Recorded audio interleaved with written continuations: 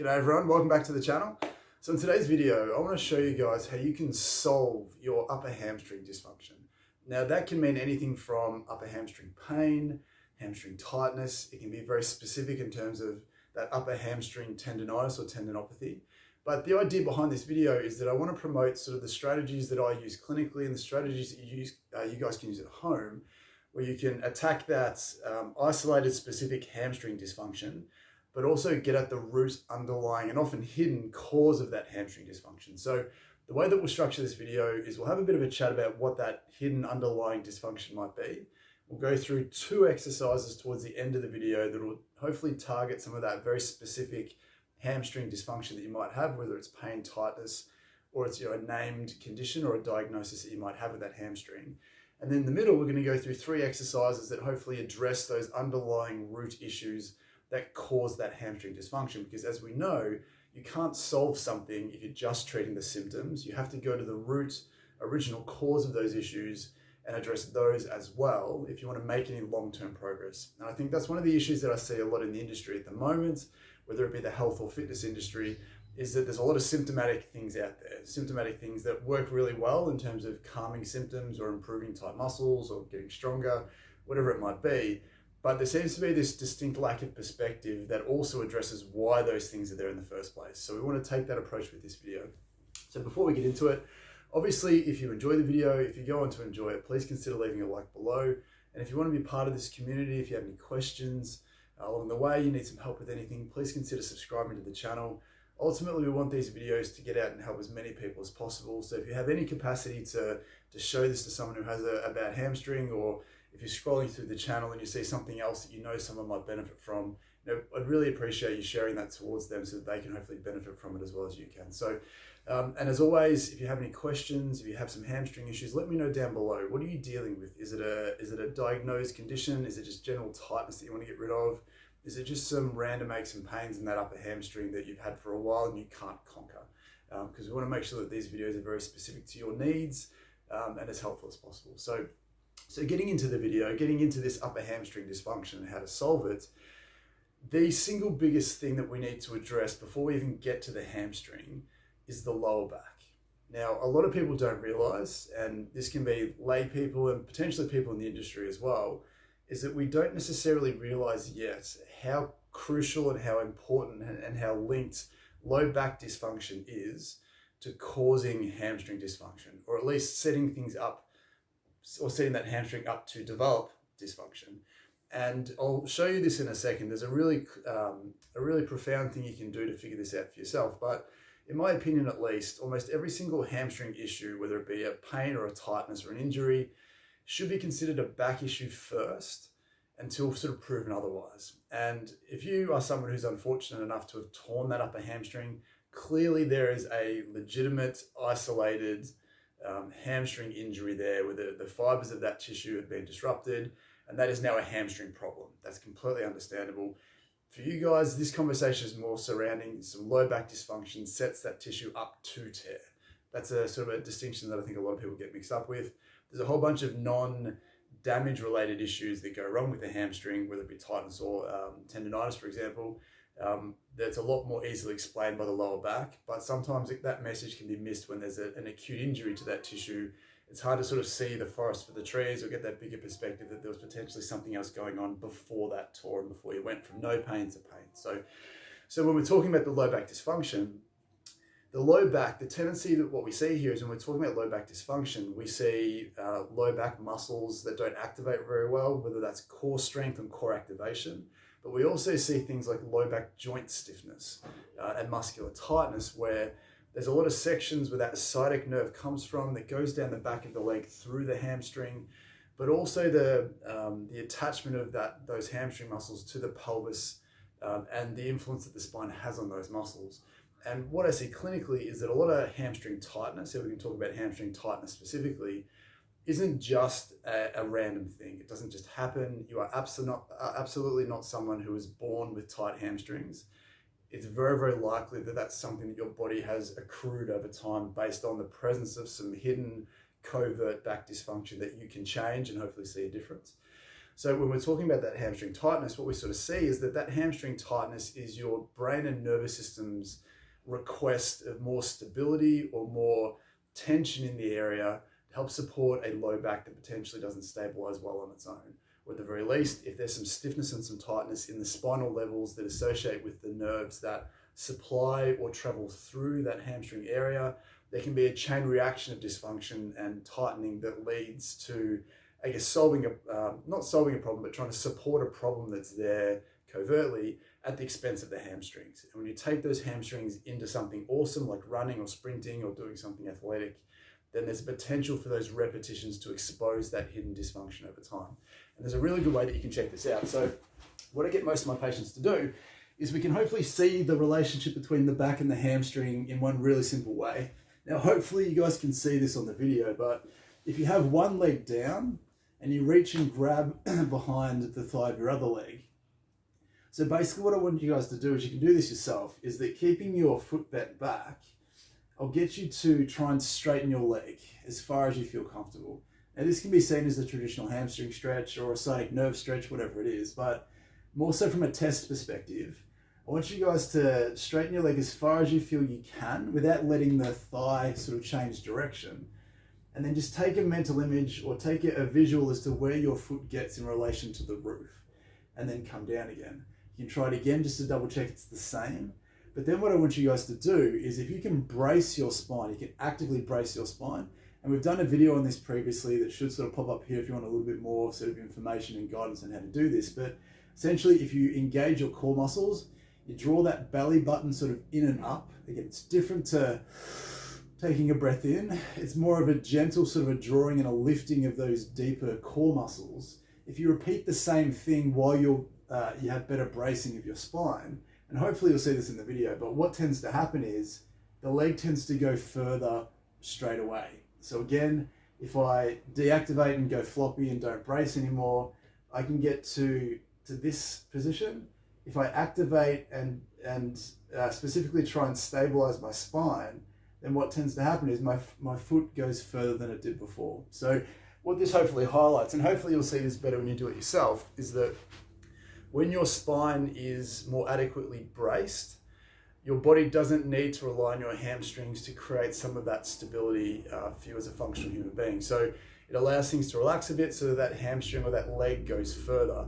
So in essence, we're sort of changing the length of your hamstring just by improving the function of your back. So the very first exercise that I recommend for anyone who's trying to rid themselves of hamstring dysfunction is learning how to brace your spine effectively. So again, it's a different conversation to core strength. So you can be brutally strong, you can do planks for minutes and hours at a time, you can be fantastic with a whole bunch of core strength exercises, but that doesn't guarantee that your core muscles activate when they should or activate appropriately. And by doing that, by trying to activate and learn how to draw in that belly, stabilize adequately, and then go about your day, go about your exercises, you'll be able to cue your body into better sort of functional bracing of that spine when you need it. And if you're someone who has a lot of hamstring dysfunction, proximal hamstring dysfunction during specific exercises like sprinting or picking something up off the ground, kicking a football, whatever it is, it's very important that you learn to adequately brace that spine and be able to maintain that stability whilst you're doing that activity. So if you're sprinting, you have to have the capacity to adequately brace that spine, sprint for however long you need to sprint, and then you can let that go once you've finished that activity. We've got to create that extra stability so that the function of that hamstring is allowed to improve long term. Point number one. Point number two, again, this is a thing that we see a lot, and we talk about the low back in a lot of instances relating to peripheral dysfunction, but it's just such an important foundational concept that we have to improve upon if we want long-term change. So if you have a foam roller, you can use a lacrosse ball or a tennis ball. The other thing we need to go through here is we need to feel very competent and comfortable freeing up the lower back, to feed some slack back into the hamstrings, either mechanically or neurally. Either way, a looser back through those stiff segments it allows the hamstrings to function better. So an easy way to do that is you can jump on your foam roller. And again, the secret to foam rolling that I think a lot of people miss, and again, we've discussed this in a video before, is that you don't want to roll up and down a lot of the time. So if you're rolling up and down, you're potentially missing the point of what we're trying to achieve with the exercise.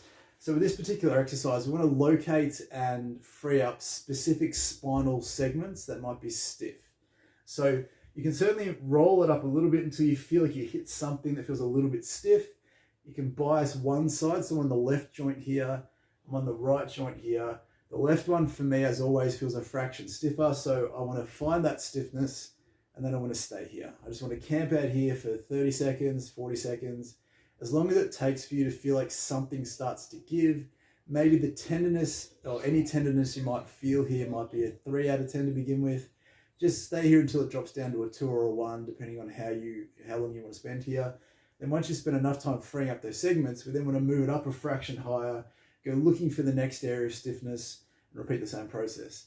Now, what's really important here is traditionally, we get you to be looking at the base of that spine. We know that the sciatic nerve and a lot of the tissue that connects to that hamstring area originate from sort of that L5 section, a little bit higher up, depending on sort of what we're talking about. But I actually want you guys to explore up towards the base of that rib cage as well, because stiffness here can also seem to compromise some of that hamstring function and pull some slack from that, setting it up to fail. So ultimately with this exercise, the goal is for you to take something and to go hunting very sort of slowly and carefully, up and down, slightly left, slightly right, settle on some spots that feel stiff, stay there until it feels less stiff. Then what you'll hopefully find again, I should have done this to hopefully highlight this, but if we come back to this stretch again, you should hopefully feel like it goes a little bit further and straighter than it did before. So it should feel easier. So if I brace now with a looser spine as well, so I've got two good things going on, it should feel like it gets there further, or at the very least it feels smoother to do, and for me it does. So for you guys, please don't take my word for that. Do that test before and afterwards so that you can hopefully appreciate how important low back mobility is and low back stability beyond core strength. Stability and mobility are really important for normal functioning hamstring. So those two exercises are really, really important to hopefully set that hamstring up and give it permission to normalize. And hopefully you can see that in real time if you guys do this yourself. And again, let me know in the comments below how those things affected you once you did them. Hopefully be pleasantly surprised. Now, the next two exercises we want to talk about are very hamstring specific, and there'll be another exercise that'll be very hip specific that we'll touch on at the end. But from a hamstring perspective, we still need to make sure that you're clearing out any local hamstring dysfunction that you've accrued. And a really nice way to do that is on a chair. So this is probably the only one that'll fit into the field of view of the screen here, but you can choose any chair. It's a little bit harder to do this on the floor, and you'll see why in a second. But for the purposes of this, what we want to get you guys to do is the top half of that hamstring, so pretty much where my shorts cover, we want to see if we can free up some of that area. So essentially, by sitting on the ball, what you can do is you can sort of move it around until you feel like you hit something that feels tender or a little bit tight. And then you have two options. The first one is that we can take a bottom-up approach where we want to start to straighten that knee out. And what we're doing here is we're sort of shearing free. We're putting some pressure on the ball to compress that tissue, and we're trying to shear that tissue free and feed some slack into it that way. You come out a little bit wider depending on where you feel tight, but we're using movement to shear that tissue free. Again, you can come onto the inside, but ultimately you should be able to try and find where exactly your tight spots are. And by doing this, you'll feel like it starts to free up some of that tissue down here. Now, the other option with this exercise is we can take a top-down approach. So instead of using the knee, we know that the hamstring crosses both the knee and the hip. So we can use hip exercises or hip movements to potentially do a better job of shearing this free. Now, if you have some distal or some lower hamstring dysfunction, a ball in there and doing the knee-related stuff is fantastic. It's very specific. But when we're talking about sort of a higher up area, sometimes the hip-specific stuff's going to be a little bit more productive. So what I like to get people to do is keeping your back straight. So we're not bending forward here. You want to imagine that there's a rod going from one hip to the other, and your back is basically hinging forward from that position. Now, depending on how much hip mobility you have, you might find that you're not actually going forward that far, but the distance or the depth doesn't matter, because what I can feel here is I can feel this tissue sort of shearing away underneath as I do that. If I want to make this a little bit more specific, I can cross my leg over the top, really expose that tightness, really wind it up, and do the same thing, hinging forward over the top. So I'm not trying to just lean forward to compress the ball. I'm trying to hinge around from the hip, and by doing so, I can feel this really comfortable, really specific pulling and shearing happening underneath the ball that's hitting some spots that feel extra tight for me. And again, once you've done that, you should feel like you can bend and move a little bit better than you could before. So I can feel like I've got a lot more range of motion through here than I did before. So again, a really, really important one to do, that you can do this on a chair. Now, the other thing which is really good to do is we want to make sure that we've addressed that low back stability, we've addressed some of that low back stiffness that might be there. We're starting to shear free some of the soft tissue, whether it be tight fascia, whether there's some adhesions or some scar tissue. But we also need to make sure that we're trying to encourage the body to let that hamstring go and to allow it to release a lot more. So traditional hamstring stretching is fine here, but we want to add something to it to make a difference. So just again, so you can see in the video here, the standard hamstring stretch, you've just got one leg bent up, one leg out, depending on your mobility is fine. You can do it in a way where if you're standing, you can have a chair and you can put your foot up on a chair or a bench and do the same thing. Now the secret to this stretch is that it doesn't necessarily matter, or it does matter, sorry, whether your knee's up or down. So traditional hamstring stretching suggests that your knee's straight, you bend over the top and you feel a stretch down the back of the leg. But the problem with a lot of hamstring stretches is a lot of people feel tightness at the back of the knee. And what a lot of people don't realize is that tightness isn't a hamstring stretch. It's a tightening of the sciatic nerves that goes down the back of the leg. So it's a neural stretch. It's neural tension that you feel at the back of that knee. And if you're trying to get really high up into the back of your hamstring, specifically the muscle belly, directly, then having your knee straight and leaning over the top may not necessarily hit that spot for you. But what you can do is if you have a slight bend in the knee and focus more on hinging from the hip, you should feel like you get a little bit more of a direction of that tension higher up into the thigh and be able to target where you feel that tightness specifically. Now, the hallmarks of a general stretch that has been for a while is that we go forward again from the hips, not from the back, hinging forward from the hips, feeling some tightness in that area. Traditionally, we get you guys to hang out here for 30 seconds to a minute. But what we're realizing in the industry is that that doesn't work. It doesn't make a genuine change or an immediate change to that tissue, in ways that we're expecting. We deserve that to happen if we're taking the time to do this. So again, I'll link another video up the top here. There's a way to stretch muscles that has an instant impact that directly changes their length, restores that normal mobility or more normal mobility than other stretching does. And it's the Pnf stretching model, that proprioceptive neuromuscular facilitation. Some people call it contract, relax or hold, relax stretching. Doesn't matter what it is. The idea behind it is that once you've found a spot that feels really tight, you've got to tense or activate that tightness. So for me, I'm going to try and keep my knee here and bend my heel or push my heel into the ground. I'm going to try and use that area that feels tight and activate that for 5 to 10 seconds. This gets your brain involved so that a maximal contraction is often followed by a maximal relaxation.